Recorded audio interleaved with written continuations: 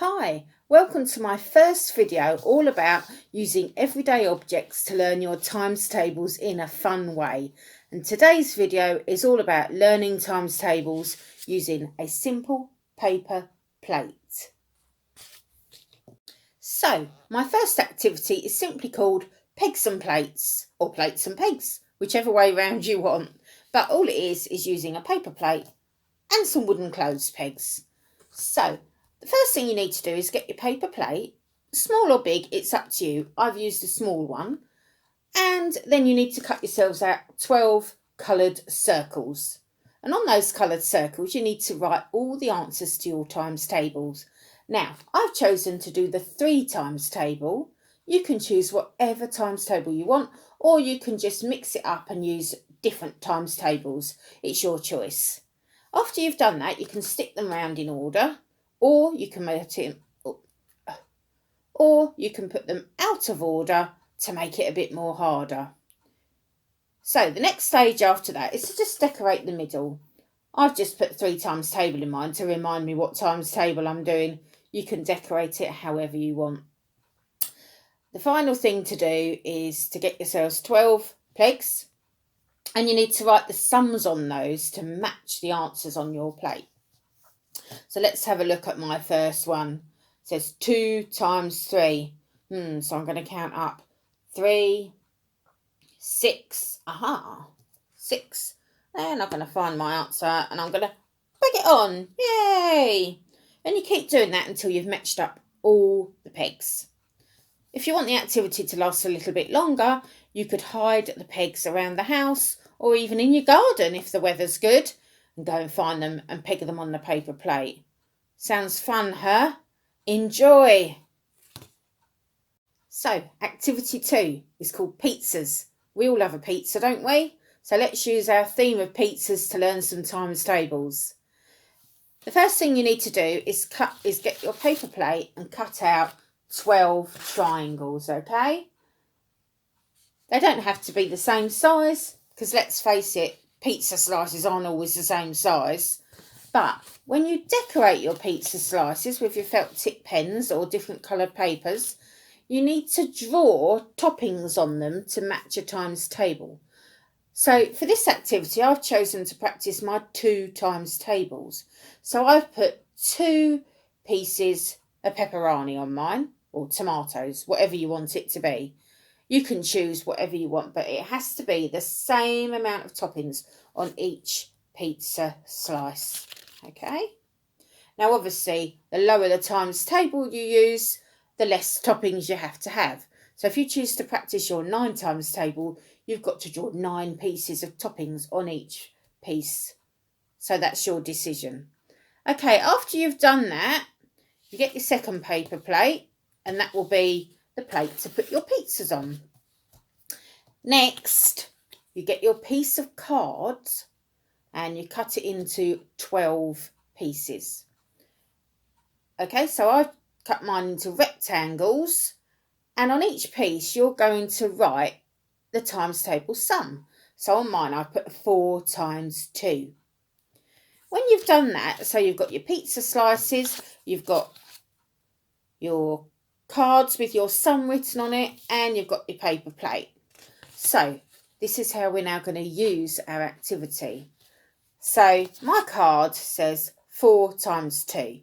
So you could lay these out face down onto your table if you wanted to. So you put your card 4 times 2 on your plate, and then you're going to count your pizza slices. So 1 times 2 is 2. 2 times 2 is 4. 3 times 2 is 6. 4 times 2 is 8. And there's your answer, 4 times 8. Okay? So obviously you don't need to hold it up like I did. You can do it flat on your table. All right? I suppose you could adapt this to different foods if you wanted to. It's entirely up to you. Have fun. Hi, I'm calling activity 3 Secret Reveal, because you secretly reveal the answers to your times tables under the flaps. Okay, And for this activity, you need 2 paper plates, the same size. So first of all, decide what times table you're going to do. I've chosen the 3 times table again. You can choose whatever times table you want. Then you need to divide the outside of your circle into 12 or 13 sections. I've done 13 sections because I've included 0 times 3. The choice is yours. Okay, to get even sections, I counted all the ridges around the outside of my paper plate and then I divided it by 12. Yes, the last 2 sections obviously are slightly bigger than the last 2, but that doesn't matter. That's not the most important thing. After you've done that, you need to cut up on the lines so that you've got your sections open, and you need to fold a definite crease, a hard crease down it so that they open and shut easily. Then you can decorate your times table. So first of all, then you can decorate your plate. So the first thing you need to do is write the times table sums on here. Again, I've chosen to do mine in order. You can do yours out of order if you want. It's entirely up to you. Then when you've done that, you need to decorate the middle to however you want to decorate it. I've remembered to do the number 3 so I know which times table I'm learning. If you want, you could make one of these for each of your times tables. When you've done that, you need to put some glue on the back of your paper plate, but only in the middle circle. Don't glue where you've cut the flaps, okay? And then you just stick it on top of your paper plate. So when you've done that, leave it to dry for a couple of minutes. You need to open each flap and write the answer in it, okay? So if you're still not sure of your times tables at this point, you might need some help to write the answers. Then it's time to start practicing. So what you need to do is you choose which one you're going to practice. So I'm going to do 5 times 3. 5 times 3, 3, 6, 9, 12, 15. Let's have a look, see if I'm right. Yay, 15.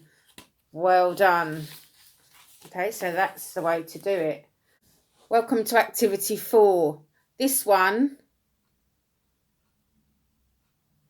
is called Weave. So it's really good if you like creative and arty crafty things. And this is what it looks like. So what you need to do with this one is you simply divide the circle once again into 12 or 13 pieces.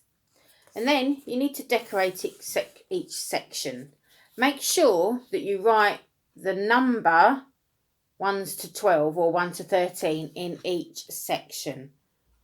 Once you've done that, you need to cut out the middle circle. And you don't need that, so you can discard that. Then on each section, you need to hole punch a hole.